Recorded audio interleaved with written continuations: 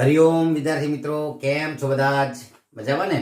સરસ મજાની એક્ઝામ ચાલી રહી છે અને એ વળી એક્ઝામની અંદર આપ સુંદર મજાના પેપરો આપી રહ્યા છો, અભિનંદનને પાત્ર છે. અને એમાંય વળી પાછું આપણું ગઈકાલે ગુજરાતીનું પેપર હતું અને બધાએ ભૂકા કાઢી નાખ્યું, સરસ લખ્યું છે, અદ્ભુત અદ્ભુત. પણ આજે મારે જે વાત કરવી છે એ આપણો કોર્સ તો આપણે આગલા એપિસોડમાં પૂરો કર્યો છે. સમગ્ર વાર્ષિક અભ્યાસક્રમ, એમાંય સરકારે જે કીધું છે કે 30% અભ્યાસક્રમ માઇનસ કરી નાખ્યો છે. એ 30% અભ્યાસક્રમ માઇનસ કરીને પછી જે વધ્યો છે 70% અભ્યાસક્રમ, એ આપણે પૂર્ણ કર્યો છે. તો આગલા પરીક્ષા પેલા જે પેપર પેલા હતું આપણું લેક્ચર, એ લેક્ચરની અંદર આપણે અભ્યાસક્રમ પૂર્ણ કર્યો છે.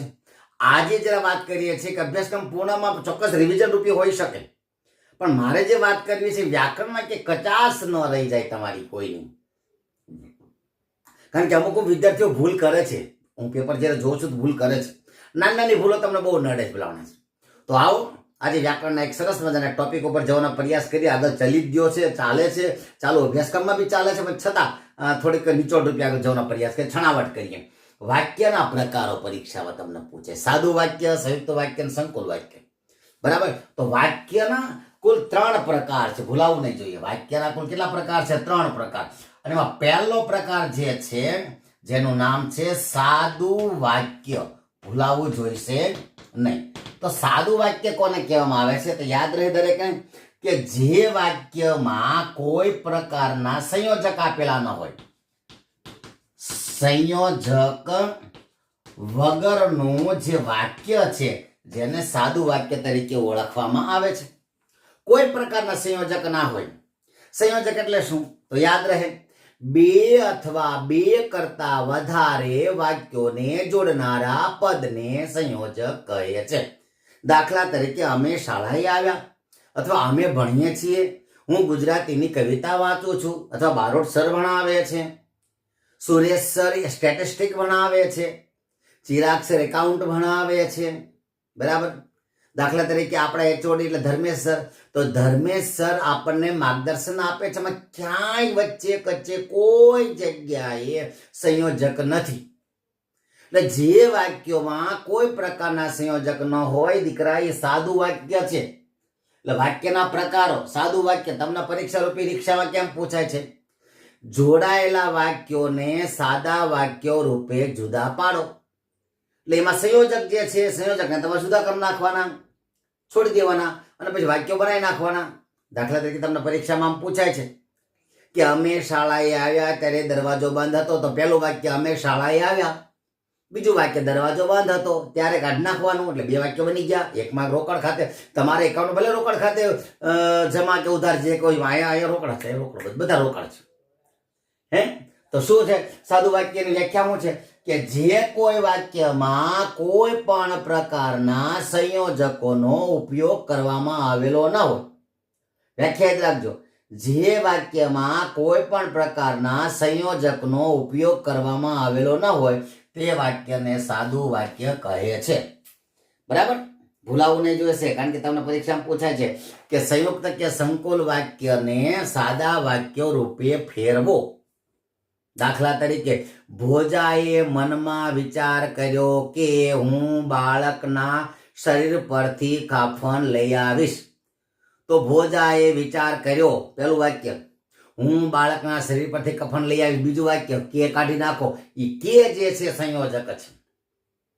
તો સંયોજક કાઢી નાખતા જે વાક્ય વધે એને સાદું વાક્ય કહેવામાં આવે છે. તો આ સાદું વાક્ય છે, ભૂલાવું નહીં જોઈશે.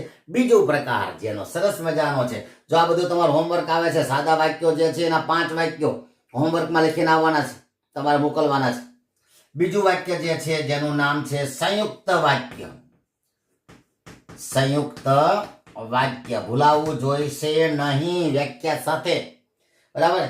જે વાક્યોમાં બંને વાક્યો જે છે, બંને વાક્યો મુખ્ય હોય, કોઈ ગૌણ હોય નહીં, બંને વાક્યો સમાન હોય, અને વચ્ચે અલગ અલગ પ્રકારના સંયોજકો આપેલા હોય. હવે કેવા સંયોજકો આપેલા હોય બધા જ લખું છું, યાદ રાખજો કયા કયા આપેલા હોય.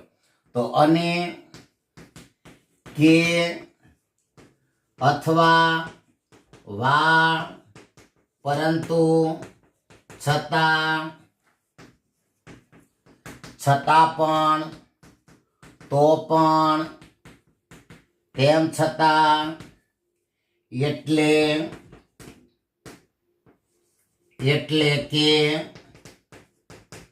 કારણ કે, તેથી, જેથી, હોવાથી. બરાબર, આ બધા સંયોજકો શાના છે? સંયુક્ત વાક્યના છે. સંયુક્ત વાક્યમાં આવા સંયોજકો હોય, દાખલા તરીકે હું બહાર ગામ ગયો અને માત પિતાને મળ્યો. તમને પરીક્ષામાં પૂછાય છે કે સાદા વાક્યો બનાવો તો અને કાઢી નાખો, સાદું વાક્ય બનાય. પણ હવે એમ પૂછાય કે હું બહાર ગામ ગયો, ફૂલ સ્ટોપ, પૂર્ણ વિરામ, મારા માત પિતાને મળ્યો, પૂર્ણ વિરામ. આ બે વાક્યનું તમારે સંયુક્ત કે સંકુલ વાક્ય બનાવવાનું છે. તો આમ આવે કે હું બહાર ગામ ગયો અને મારા માતા પિતાને મળ્યો. એકમાંથી એક માર્ક ઉકળ ખાતી જમા. હાવ સહેલું છે, હાવ સસ્તું છે. શું આવશે કે હું બહાર ગામ ગયો અને મારા માતા પિતાને મળ્યો, અને અંદર જોઈન્ટ કર્યું, સંયુક્ત વાક્ય બન્યું. બીજું ઉદાહરણ લઈએ કે મેં રમેશને ખૂબ મનાવ્યો, ફૂલ સ્ટોપ, પૂર્ણ વિરામ, તે માન્યો નહીં. તો મેં રમેશને ખૂબ મનાવ્યો છતાં તે માન્યો નહીં. તો છતાં આવે માટે સંયુક્ત વાક્ય બને. કેટલું સસ્તું છે, હાવ એકદમ ઈઝી છે. જે વાક્યોમાં બે અથવા બે કરતા વધારે જોડાયેલા વાક્યોમાં આવા સંયોજકો આવેલા હોય ત્યારે સંયુક્ત વાક્ય બને છે. વ્યાખ્યા યાદ રાખજો. બે અથવા બે કરતા વધારે જોડાયેલા વાક્યોમાં આવા પ્રકારના સંયોજકો રહેલા હોય ત્યારે હંમેશા, બોલો, હંમેશા સંયુક્ત વાક્ય બને છે. ઓકે. અને પછીનું જે છેલ્લું ને આખરી છે જેનું નામ છે સંકુલ વાક્ય. હા, સસ્તું છે. સંકુલ વાક્ય. સંકુલ એટલે કઠિન, કઠણ. સંકુલ એટલે ઘણું કઠણ. તો સંકુલ વાક્ય કઈ રીતે બની શકે? તો કાન ખોલેલા. બે અથવા બે કરતા વધારે વાક્યોને જોડતી વખતે વચ્ચે જેમ તેમ, આ રીતે, જેમ તેમ, જ્યાં ત્યાં, જે તે,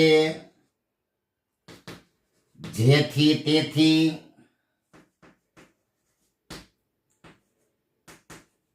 જ્યારે ત્યારે,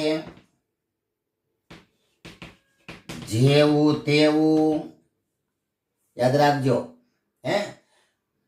જેમ તેમ, જ્યાં ત્યાં, જે તે, જેથી તેથી, જ્યારે ત્યારે, જેવું તેવું. આવા જો તો આવા સંયોજકો આવેલા હોય ત્યારે દીકરા હંમેશા સંકુલ વાક્ય બને છે. ભૂલાવું નહીં જોઈએ. બે અથવા બે કરતા વધારે વાક્યોને જોડવા માટે જેમ તેમ, જ્યાં ત્યાં, જે તે, જેથી તેથી, જ્યારે ત્યારે, જેવું તેવું, જો તો વગેરે સંયોજકો આપેલા હોય ત્યારે હંમેશા લખી જાય સંકુલ વાક્ય બને છે. ભૂલાવું જોઈશે નહીં. અને તમને પરીક્ષા રૂપી પરીક્ષા અંદર પૂછાય છે નીચે આપેલા સાદા વાક્યોને સંયુક્ત કે સંકુલ વાક્યોમાં ફેરવો અથવા ફરીથી લખો. બરાબર. તો હું તમને ઉદાહરણ આપું છું, આ રીતે યાદ રાખો. દાખલા તરીકે ભોજાએ નક્કી કર્યું, ભોજાએ નક્કી કર્યું, ડોટ ડોટ ડોટ ડોટ, રાત પડી ગઈ હતી. તો ભોજાએ નક્કી કર્યું ત્યારે રાત પડી ગઈ હતી. ભોજાએ નક્કી કર્યું ત્યારે રાત પડી ગઈ હતી. એટલે આગળ જ્યારે શબ્દ લખો તો પણ ચાલે, ન લખો તો પણ ચાલે, પણ ત્યારે તો લખવો જ પડે. બરાબર. બીજું હજી, જેવું વાવો તેવું પામો. તો વાવો ડોટ પામો, જેવું અને તેવું. તો સંકુલ વાક્ય બન્યું. હજી એક ઉદાહરણ લઈએ. અમે બહાર નીકળ્યા ત્યારે વરસાદ ચાલુ હતો. અમે બહાર નીકળ્યા પહેલું વાક્ય, વરસાદ ચાલુ હતો બીજું વાક્ય, ત્યારે એનું સંયોજક છે. પછી શું છે? જ્યારે ત્યારે, જેવું તેવું, જોતો, વરસાદ આવશે, ફૂલ સ્ટોપ, પાણી આવશે, ફૂલ સ્ટોપ. જો વરસાદ આવશે તો પાણી આવશે. બરાબર. આ સંકુલ વાક્ય છે. કેટલું સરળ છે ભલામણ. તમને પરીક્ષામાં બે પ્રકારના પ્રશ્નો પૂછાય છે, બે માર્ક્સના. પાછા સાદા વાક્યો તો 2 માર્ક્સના, સંકુલ સંયુક્ત વાક્ય તો પણ 2 માર્ક્સના. 4 માર્ક્સના રોકડા છે. હાવ સસ્તું, 2 રૂપિયા કિલો. હાવ મેડિકલ સ્ટોરમાં હાવ 2 રૂપિયા કિલો, એકદમ 2 રૂપિયા કિલો મળે. બરાબર. શું વાત કરી છે? સાદા વાક્ય 2 માર્ક્સના અને 2 માર્ક્સના, સંયુક્ત સંકુલ વાક્ય 2 માર્ક્સના. આ 3 પૂછા છે, આ 3 પૂછા, 3 માંથી 2 લખવાના, આ 3 માંથી 2 લખવાના, બરાબર છે. એટલે હાવ રોકડા 4 માર્ક્સ છે પ્રણામ. હાવ આમ તમને આમ દાટ કાઢતા 4 માર્ક્સ મળી જાય 20 માંથી. આખું વ્યાકરણ 20 માર્ક્સનું છે, એમાંથી 4 માર્ક્સ તો આના છે, બરાબર છે. તો શું ફરતી સાદું વાક્ય? તો જે વાક્યમાં કોઈ પણ પ્રકારના સંયોજક આપેલા ન હોય તેને સાદું વાક્ય કહેવાય. જે વાક્યોમાં અને, કે, અથવા, વા, પરંતુ, છતાં, છતાં પણ, તો પણ, તેમ છતાં, એટલે કે, કારણ કે, જેથી, તેથી, હોવાથી, આવા જો સંયોજકો વપરાયેલા હોય ત્યારે સંયુક્ત વાક્ય બને. અને જે વાક્યોમાં જેમ તેમ, જ્યાં ત્યાં, જે તે, જેથી તેથી, જ્યારે ત્યારે, જેવું તેવું, જો તો વગેરે સંયોજકોનો ઉપયોગ કરવામાં આવ્યો હોય ત્યારે સંકુલ વાક્ય બને. કેટલું સસ્તું છે, કેટલું સહેલું છે ભલા માણસ. હે, તો આ છે આપણું શું છે, વાક્યના પ્રકારો. યાદ રહે દરેકને. શું કરવાનું છે હોમવર્કની અંદર? સાદું વાક્યની વ્યાખ્યા, બરાબર, અને એના 5 ઉદાહરણો. સંયુક્ત વાક્યની વ્યાખ્યા, એના 5 ઉદાહરણો. સંકુલ વાક્યની વ્યાખ્યા, એના 5 ઉદાહરણો. આટલું તમારું હોમવર્ક છે. ઓકે, આટલી વાત આ રાખી. વળી પાછા બીજા એપિસોડની અંદર કંઈક નવા મુદ્દા સાથે આવશું, બરાબર. ત્યાં સુધી દરેકને જય શ્રી કૃષ્ણ, હરિઓમ, જય માતાજી, જય અવધૂત.